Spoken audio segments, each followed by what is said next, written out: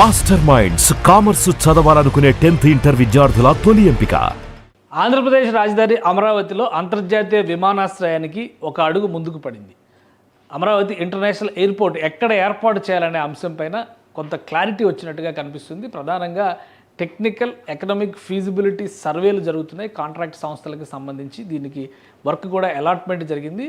ఏ ప్రాంతంలో ఏర్పాటు చేయాలనే దానిపైన ఒక కన్క్లూజన్ వచ్చినట్టుగా సమాచారం వస్తుంది. అయితే అధికారికంగా ఇంకా దీన్ని ప్రకటించాల్సి ఉంది. ప్రస్తుతం మనకు ఉన్నటువంటి సమాచారం ప్రకారం చూస్తే కనుక అమరావతి ఇంటర్నేషనల్ ఎయిర్పోర్ట్ విజయవాడ గుంటూరు హైవేకి మధ్యలో వచ్చేటువంటి అవకాశాలు కనిపిస్తున్నాయి. హైవేని ఆనుకుని ఈ ఇంటర్నేషనల్ ఎయిర్పోర్ట్ని సజెస్ట్ చేస్తున్నట్టుగా సమాచారం వస్తుంది. ఒకసారి పరిశీలిద్దాం ఎక్కడ ఉండొచ్చు విమానాశ్రయానికి సంబంధించి. ఇది ఓవరాల్గా అమరావతి రీజియన్కి సంబంధించినటువంటి మ్యాప్ను మనం ఒకసారి చూస్తే కనుక ఇది సీడ్ క్యాపిటల్ ఏరియా కింద చెప్తున్నారు. దీనికి అన్ని వైపుల నుంచి చూస్తే ఇటువైపు నుంచి చూసినా కానీ విజయవాడ గుంటూరు, ఇటువైపు నుంచి చూస్తే గుంటూరు, ఇటు నుంచి చూస్తే విజయవాడ, అలానే ఇటువైపు నుంచి చూసినప్పుడు హైదరాబాద్ నుంచి వచ్చేటువంటి మార్గాలు ఇలా రావచ్చు, ఇలా రావచ్చు. సో రహదారి వ్యవస్థలు చాలా వచ్చినాయి. అలానే గుంటూరు వైపు నుంచి రాయలసీమ కనెక్టివిటీ ఉంది. ఇక ఇటు నేరుగా విశాఖపట్నానికి వెళ్ళేటువంటి మార్గం ఉంటుంది. సో ఈ మొత్తాన్ని పరిశీలనలోకి తీసుకున్న తర్వాత ఇంటర్నేషనల్ ఎయిర్పోర్ట్ అమరావతి కట్టాల్సిందే అని 2019 నాటికే డిసైడ్ చేశారు. దానికి సంబంధించినటువంటి ప్రాథమికమైనటువంటి కొన్ని వర్క్స్ కూడా కంప్లీట్ చేసింది రాష్ట్ర ప్రభుత్వం. అయితే 2019 నుంచి 2024 వరకు అమరావతి పూర్తిగా అటకెక్కినటువంటి పరిస్థితి అందరికీ తెలిసిందే. ఇప్పుడు తాజాగా తీసుకున్నటువంటి నిర్ణయాల మేరకు భవిష్యత్ అవసరాలు లేదు, ఒక 50 ఏళ్ల ప్రణాళికను దృష్టిలో పెట్టుకొని చూస్తే కనుక అంతర్జాతీయ విమానాశ్రయాన్ని ఇక్కడ ఏర్పాటు చేయాల్సిన అవసరం ఉందని చెప్పని ఎన్డీఏ ప్రభుత్వం భావిస్తుంది. అందులో భాగంగానే ఈ టెక్నో ఎకనామిక్ ఫీజిబుల్ సర్వేస్ పైన ఫోకస్ పెట్టింది. సో వీళ్ళు సజెస్ట్ చేస్తున్నటువంటి అంశాల ప్రకారం చూస్తే అమరావతికి ఆగ్నేయ భాగంలో ఉన్నటువంటి ప్రాంతంలో, అంటే ఇటు గుంటూరు ఫస్ట్ ఎక్స్పెక్టేషన్స్ ప్రకారం ఏంటంటే అందరూ అనుకున్నది ఈ తాడికొండ ప్రాంతంలో పెడతారు. ఎందుకంటే ఇక్కడ అమరావతి రైల్వే లైన్ వస్తుంది. అమరావతి రైల్వే స్టేషన్ ఇక్కడ పెద్ద భారీ హబ్ కింద, అక్కడ లాజిస్టిక్ హబ్ కింద తయారవుతుందని చెప్పి అంచనాలు వేశారు. కాబట్టి యాక్సెసిబిలిటీ ఉంటుంది, ఇక్కడ పెడదాం అనేటువంటి ఆలోచన చేశారు. అయితే ఇప్పుడు వ్యూహాత్మకంగా ఈ ప్రాంతంలో వచ్చినటువంటి సాయిల్, అంటే నేల బాగా గిడసబారినటువంటి నేల, అక్కడ చిన్న చిన్న గుట్టలో రాళ్ళులాగా ఉండేటువంటి ప్రాంతాలు ఎక్కువగా ఉన్నాయి. వీటన్నిటిని దృష్టిలో పెట్టుకుని ఫ్లాట్ ల్యాండ్స్, అంటే మైదాన భూములను వెతుకుతూ నంబూరుకి ఆగ్నేయంగా ఒక ప్రాంతాన్ని సెలెక్ట్ చేసినట్టుగా తెలుస్తుంది. ఇక్కడ ఏర్పాటు చేస్తే ఇటు గుంటూరు నుంచి, అలానే ఇటు అమరావతి నుంచి, ఇటు తెనాలి నుంచి రావడానికి, తెనాలి ఇక్కడ ఉంది, తెనాలి నుంచి రావడానికి యాక్సెసిబిలిటీ ఉంటుందని చెప్పని భావిస్తున్నారు. విజయవాడ ఎయిర్పోర్ట్ని డొమెస్టిక్ ఎయిర్పోర్ట్గా భవిష్యత్ అవసరాలకు తగ్గట్టుగా ఉపయోగించడానికి ఛాన్సెస్ ఉంటాయని భావిస్తున్నారు. అలానే ఈ టెక్నో ఎకనామిక్ ఫీజిబుల్ సర్వేస్లో ఎలాంటి ప్రతిపాదనలు చేశారో ఒకసారి దాన్ని కూడా మనం విశ్లేషిద్దాం. ఇది Amaravati proposed site for development of Amaravati airport. ఈ ఎయిర్పోర్ట్కి సంబంధించినటువంటి నమూనా ఇది. ఇక్కడ చూస్తే మనకి నంబూరు కనిపిస్తుంది. నంబూరుకి ఆగ్నేయంగా ఈ ప్రాంతంలో ఈ డిజైన్ని రూపొందించడం, అంటే ఈ ఎయిర్పోర్ట్కి సంబంధించి ఏ విధంగా ఉండాలి, ఇది టెర్మినల్కి సంబంధించినటువంటి నమూనా. దీనికి కొన్ని ప్రణాళికల్లో కూడా కొంత క్లారిటీ వచ్చేసింది. టెర్మినల్ ఒక 4000 నుంచి 5000 ఎకరాల భూమి ఇక్కడ సేకరించాల్సి ఉంటుంది. 4 నుంచి 5000 ఎకరాలు. అలానే ఈ భూమి సేకరణ అంటే ఇన్ని ఎకరాలు మనం ల్యాండ్ పూలింగ్ సిస్టంలో వెళ్తే కనుక 5000 ఎకరాలు అంటే దాదాపు 25,000 ఎకరాలు సేకరించాల్సిన అవసరం ఉంటుందని చెప్పని రాష్ట్ర ప్రభుత్వం చెప్పింది. ల్యాండ్ పూలింగ్లో ల్యాండ్ ఓనర్స్కి కూడా బాగా ఉంటుంది. డెవలప్ చేసిన తర్వాత ల్యాండ్ ఓనర్స్కి ప్రత్యేకంగా ల్యాండ్ అలాట్మెంట్ చేయాల్సినటువంటి అవసరం ఉంటుంది. కాబట్టి 25,000 ఎకరాలు అయితే పూలింగ్ ద్వారా తీసుకుంటే, అదే భూసేకరణ ద్వారా ల్యాండ్ ఎక్విజిషన్ ద్వారా తీసుకుంటే కనుక అంత అవసరం ఉండకపోవచ్చు. సో ఇప్పుడు చాలామందికి డౌట్ రావచ్చు, అమరావతిలో ఎయిర్పోర్ట్ ఎందుకు అని చెప్పని.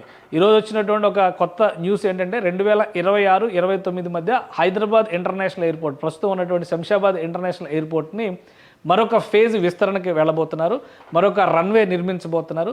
1500 నుంచి 1600 కోట్ల రూపాయలని జిఎంఆర్ గ్రూప్ ఇన్వెస్ట్ చేయబోతుంది. ఆల్రెడీ 2,94,00,000 మంది ప్రయాణికుల్ని ప్రయాణం, సంవత్సరానికి 2,94,00,000 మంది ప్రయాణికుల్ని ప్రస్తుతం హైదరాబాద్ ఇంటర్నేషనల్ ఎయిర్పోర్ట్ హ్యాండిల్ చేస్తుంది. దీని కెపాసిటీ గతంలో నిర్మించినప్పుడు 3,20,00,000 మంది ప్రయాణికుల్ని హ్యాండిల్ చేసే కెపాసిటీతో నిర్మించారు. ఇప్పుడు ఈ 10 ఏళ్లలో, అంటే దాదాపుగా ఎయిర్పోర్ట్ స్టార్ట్ అయ్యి 12 సంవత్సరాల నుంచి 13 సంవత్సరాలు అవుతుంది. ఈ 13 ఏళ్లలో వచ్చిన ప్రోగ్రెస్ను దృష్టిలో పెట్టుకొని రాబోయేటువంటి భవిష్యత్ అవసరాల కోసం దీని కెపాసిటీని మరింత ఎన్హాన్స్ చేయాలని డిసైడ్ చేశారు. కాబట్టి భవిష్యత్ అవసరాలు ఎలా మారుతాయి అనేది ఎవరు చెప్పలేరు. అందుకనే అమరావతి ఇంటర్నేషనల్ ఎయిర్పోర్ట్ పైన రాష్ట్ర ప్రభుత్వం ఫోకస్ పెట్టింది.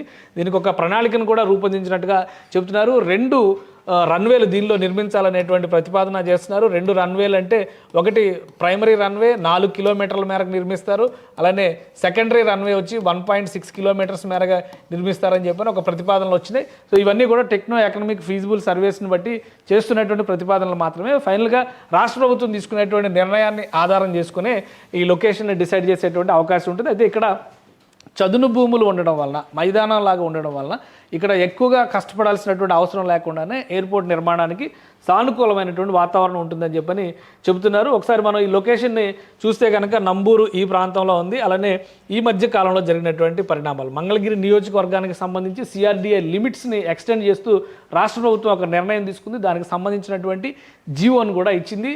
ఆ జీవోను ఒకసారి మనం పరిశీలించేటువంటి ప్రయత్నం చేద్దాం. ఇది ఆంధ్రప్రదేశ్ ప్రభుత్వం ఇచ్చినటువంటి GO, municipal administration and urban development సిఆర్డీఏకి సంబంధించినటువంటి ఈ జీవో. ఇందులో ఏంటంటే capital region development authority రీడెఫైనింగ్ the boundary description of the capital area limits by replacing the words Y junction at Mangalagiri with the south east border of Nowluru village.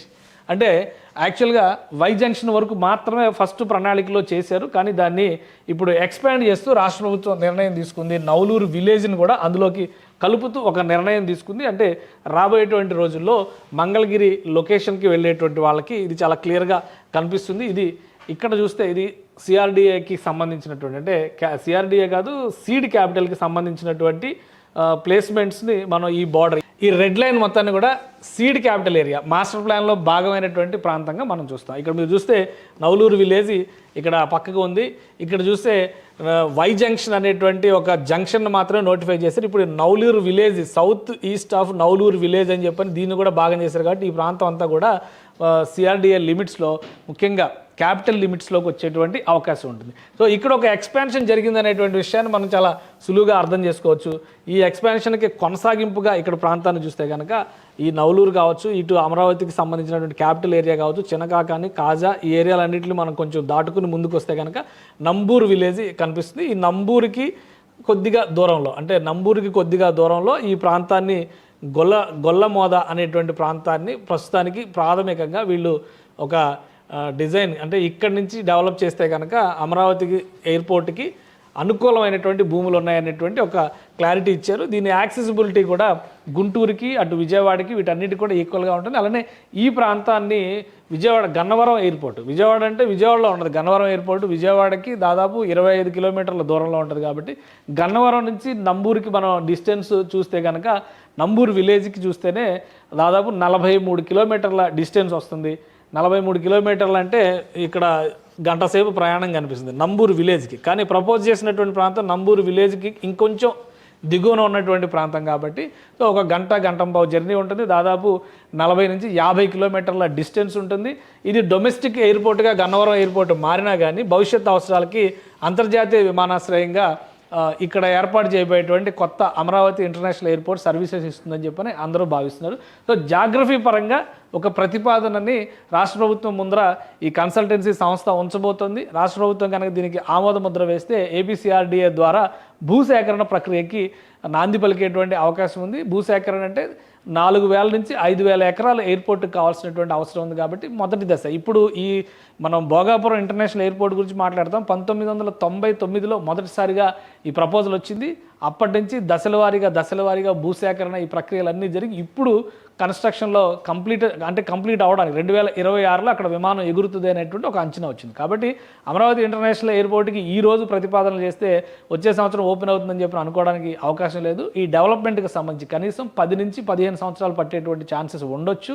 అప్పటి వరకు కూడా international airport కింద విజయవాడ సమీపంలో ఉన్నటువంటి గన్నవరం ఎయిర్పోర్టే సర్వీసెస్ అందిస్తుంది.